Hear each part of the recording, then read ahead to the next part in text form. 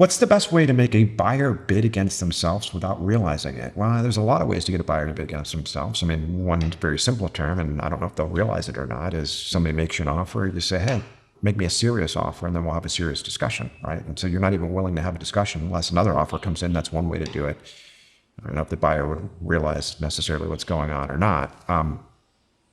Another way is you can find yourself in a, as we talked about earlier, a controlled auction process with one buyer. The entire time he's bidding against himself and doesn't know it. So I can't think of anything above and beyond that one. Next question. If a seller has only one serious buyer at the table, how do you still create perceived competition? Now, there's a ton of these one buyer questions coming in. I'm hoping you'll never have to deal with that, but for those that you do, we talked a little bit about it before, but again, it's about molding perceptions on the onset, right? If there's only one buyer at the onset, oftentimes you won't know it until you start a process, so you start that process anyway.